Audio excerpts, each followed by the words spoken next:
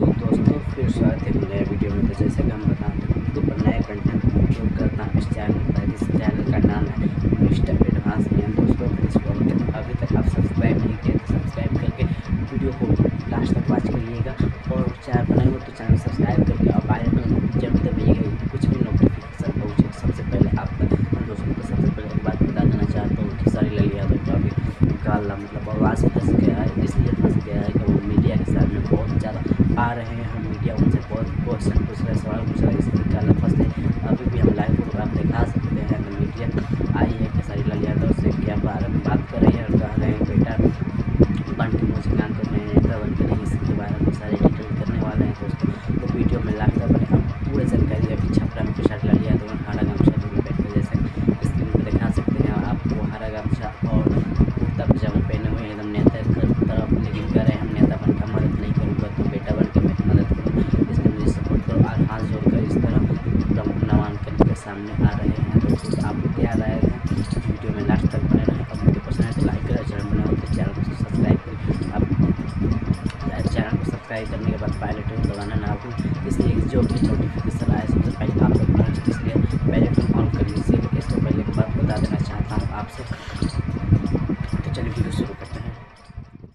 नेता की बात है तो मैं नेता कभी नहीं बन पाऊंगा, क्योंकि मैं दिल से सोचता हूँ। दिल से सोचने वाले नेता नहीं बनते, बेटा बनते हैं। और मैं अपने जीवन में हमेशा दिल से सोच के ही सब कुछ किया है। जो भी मेरी गरीबी रही है, जो भी मेरा स्ट्रगल रहा है, वो सारी चीज़ें जो है बेटा बन के ही मैंने की है। और मैं कभी भी नेता नहीं बनूंगा। और जो चीज़ें हुई ठीक है, वो अचानक भगवान क्या चाह रहे हैं मेरे से, क्योंकि मैं यहाँ खुद लड़ने नहीं, मुझे लगता है कि मुझे भगवान ने भेजा है। अब बाकी जनता के ऊपर है। ये आप बार बार रिपीट कर रहे हैं कि मैं नेता नहीं बल्कि बेटा हूँ, लेकिन लालू यादव जी भी नेता हैं, तेजस्वी जी भी नेता, ये सब तो नेता की कैटेगरी में ही आ रहे हैं ना। तो नेता और बेटा में फिर अंतर क्या है? देखिए, वो नेता और बेटा में अंतर ये है कि एक बेटा जो होता है वो अपने परिवार की जिम्मेदारी समझ के रोज़ की रोज़गारी करके भी अपने बच्चों का पेट पाल लेता है, अपने बुज़ुर्गों का ख्याल रख लेता है। और नेता के पास पावर होने के बावजूद भी वो ना किसी का भला कर पाता है, और वो बहुत ग्रांटेड ले लेता है अपनी इस फैमिली को। अगर दुनिया में कोई भी आदमी अपने 2 लोगों को भी फैमिली बना लेता है तो 2 लोगों का ख्याल रखता है। तेजस्वी जी और लालू जी क्या मतलब ये ग्रांटेड ले रहे हैं हमारे समाज को? नहीं, तेजस्वी जी ग्रांटेड नहीं ले रहे हैं। जो नई सरकार है वो ग्रांटेड ले रही है, जो अभी 15 साल से चल रही है। आज व्यवस्था बिगड़ी है किसके कारण? इन्हीं लोगों के कारण। कोई पलायन पे बात ही नहीं कर रहा है, लोगों को रोकने का कोई बात ही नहीं कर रहा है। सिर्फ हम जंगल राज की बातें हो रही है, नचनिया बजनिया की बात हो रही है। पता किस ये नेता लोग ना अपना भाषा ही नहीं चेंज कर पा रहे हैं। लोगों के विकास की बात एक आदमी कर रहा है, नहीं कर रहा है, सिर्फ एक दूसरे को नीचा दिखाने पे सबके सब लगे हुए हैं। बट मैं किसी को नीचा नहीं दिखाता, क्योंकि मुझे पता है यार, इंसान बुरा नहीं होता है, हर इंसान इंसानी होता है। उसके सोच बुरी होती है और उसका करने का तरीका बुरा हो सकता है।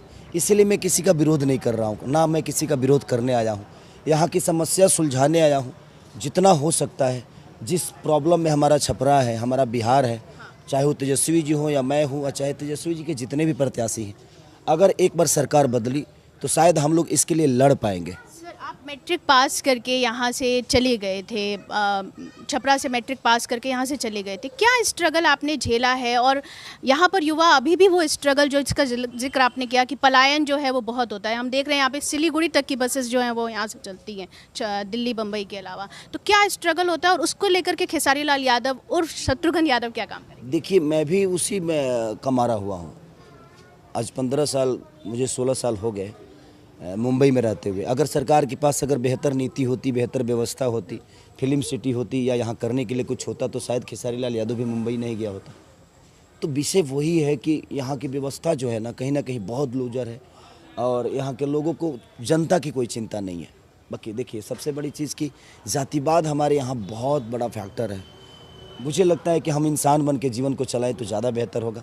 ये जातिवाद हमें परेशान कर रहा है, और जातिवाद से हम कहीं ना कहीं अपने बच्चों का भविष्य बर्बाद कर रहे हैं। आपने एक टर्म यूज़ किया नचनिया गवनिया का, सम्राट चौधरी ने भी कहा कि नाचने वाले को यहाँ पर खड़ा कर दिया है, क्योंकि बीजेपी इस कॉन्स्टिट्यूंसी को पिछले 3 बार से अपने हाथ में लिए हुए है। तो आप इसको कैसे देखते हैं? तब जबकि मनोज तिवारी भी हैं, पवन सिंह भी हैं, निरहुआ भी हैं और रवि किशन भी हैं, और सब एक ही खोपचे में। आपने आरजेडी क्यों चुना, और आप इस कमेंट को किस तरीके आपके सवाल में ही आपका जवाब है। आपको नहीं लग रहा है? और जहाँ तक रही सम्राट चौधरी जी की बात, तो मेरे बड़े भाई हैं। और मैं अपने बड़े भाई के लिए भाई कुछ तो नहीं। है, लेकिन वो एक कला पर, एक अभिनेता का, और उस पर भी तो टिप्पणी कर रहे हैं, बिल्कुल उनके बड़े पास- भाई। अच्छा ये बताइए, उनके पास मेरे बारे में कहने के लिए क्या है? मेरे बारे में कहने के लिए सम्राट भैया के पास क्या है? कुछ नहीं है। तो वो मुझे शब्दों से छोटा करना चाहते हैं, लेकिन उनको पता है कि मेरे पिता ने मुझे सिर्फ पैदा किया था, बट मैंने खुद को बनाया है। लेकिन उनके पिता ने उनको पैदा करके उनको एक जगह दी थी। तो विषय वहाँ है। मैं एक संस्कार में पला हूँ। मेरे माँ बाप ने संस्कार ये दिया है कि मैं अपने शब्दों से किसी को छोटा नहीं करता, मैं काम करके अपने आप को बड़ा करता हूँ। जो पार्टी कलाकारों के लिए सहज है, जैसे मनोज तिवारी हैं, पवन सिंह है, हमें नहीं लगता कि आरजेडी ने किसी का अभी तक भोजपुरी गायक को उम्मीदवार बनाया था। आप वहाँ क्यों नहीं गए, यहाँ क्यों आए, आरजेडी में क्यों आए? मैं भीड़ का हिस्सा नहीं बनना चाहता। मैं विकास के साथ हूँ। अगर एक बार बिहार सरकार बदल गई तो समझिए कि बिहार बदल गई। मैं सबसे अपील यही करना चाहता हूँ कि प्लीज़ एक बार बिहार बदल दीजिए। एक बार जब बिहार बदल जाएगी, 5 साल की तो बात है, 5 साल में अगर हमारे तेजस्वी भैया ने हमें वो चीज़ें नहीं दी, हमारी बेहतर व्यवस्था नहीं दी, तो इनको भी बदल देंगे, क्या फ़र्क पड़ता है? बस आखिरी सवाल है, हम जानते हैं कि आपको तबीयत खराब है और आप बहुत ज़्यादा परेशान भी हैं। आखिरी सवाल है, होली आती है, आरा, छपरा, बक्सर में लड़कियां जो है मार्च निकालने लगती हैं कि अश्लील गानों से हमें मुक्त करो। आपके साथ भी एक टैग जुड़ा हुआ है कि आप अश्लील गाने जो हैं वो गाते हैं। जब आप अगर मान लीजिए यहाँ से चुने जाते हैं तो एक जिम्मेदारी आपकी महिलाओं की सुरक्षा को लेकर भी होगी। ऐसे में आप क्या करेंगे? इन गानों से तौबा करेंगे, ना गाने की अपील करेंगे, क्या करेंगे? बिल्कुल करेंगे, बिल्कुल। पहले तो हम प्रयास करेंगे अपने सरकार द्वारा कि यहाँ पे सब्सिडी हो फिल्म सिटी के लिए। दूसरे की यहाँ पे एक सेंसर बोर्ड हो, जो अश्लील गानों को जो रिलीज होते हैं उसके लिए सेंसर बोर्ड हो, चाहे वो खेसारी के गाने हो चाहे किसी के भी हो, उसके लिए सेंसर हो। उसके बाद ही वो गाने प्लेटफॉर्म पे आए। अगर वो बेहतर है तो आए, नहीं आए तो उसको ख़त्म किया जाए। छपरा बहुत गंदा शहर है, माफ़ कीजिएगा, लेकिन नाला है, सड़कें, नहीं है, गंदा नहीं है। मतलब गंदा दिखने में तो है ना, मतलब साफ सफाई नहीं है। यहाँ के नेताओं ने उसको गंदा बना दिया है। यहाँ के क्या क्या करेंगे छपरा के लिए, शहर के? छपरा में बहुत कुछ करना है। भिखारी ठाकुर भी जुड़े हुए हैं। वही तो कह रहा हूँ, छपरा में कुछ हुआ ही नहीं है, सब तो करना ही है। क्या हुआ है? लोगों ने अपने आप को बेहतर बनाया है, बट छपरा की व्यवस्था को बेहतर नहीं बनाया।